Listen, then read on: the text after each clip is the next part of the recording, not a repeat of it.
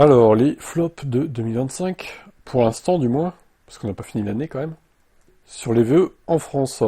Alors, flop numéro 1, la Smart One. 164 Smart hashtag 1 ont été matriculés au premier semestre. Bon, alors je comprends pas parce que ça a l'air d'être un bon véhicule quand même. Mais bon, visiblement ça ne se vend pas. BMW i5 ne fonctionne pas non plus visiblement.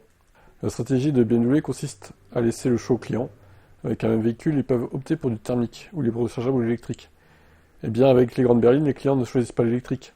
186 i5 ont été matriculés, et 12 i7 seulement. Alors, moi je pensais que ça marchait mieux que ça, les BMW électriques quand même. Il n'y a que l'i4 qui fonctionne en fait.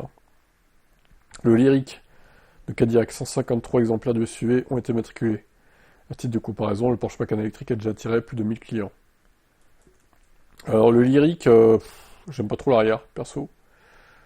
Après, ça sera sûrement un bon véhicule, mais bon. Le Kangoo, 113 exemplaires entrepreneurs au premier semestre, 300 km d'autonomie. Lancia Epsilon, 454 ont été livrés au premier semestre. Et dans le lot, seulement 50 exemplaires de la version électrique. Ah oui, donc même la version thermique, c'est un bide, quoi. Bon, les gens préfèrent la 208, en fait, tout simplement. Modèle S, 29 berlines livrées de janvier à juin. Moins 80% par rapport à la même période de 2024. Le Modèle X est un bide également. 46 immatriculations. Oh là là, c'est catastrophique. Non mais ils sont à deux doigts de retirer les modèles chez Tesla, là.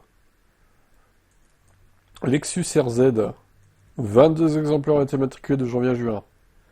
Un échec cuisant pour le groupe Toyota. Encore un échec pour les Toyota ProAce City Verso, donc c'est une espèce de Kangoo. Citroën Berlingo, du coup, voilà. 4 exemplaires ont été vendus en électrique. Le Berlingo, c'est 324, c'est quand même mieux. VinFast, combien d'exemplaires ce truc?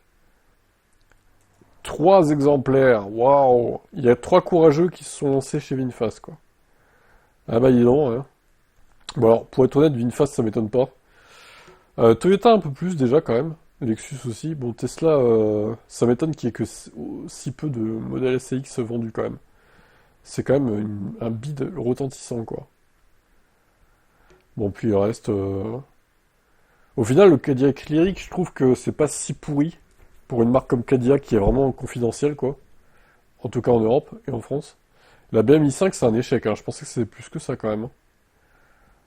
Et la Smart 1, ça m'étonne un peu aussi. Vu le gabarit du véhicule assez compact et le prix, bon, pas hyper cher. Bon, est-ce que vous êtes étonné, vous, par ces modèles?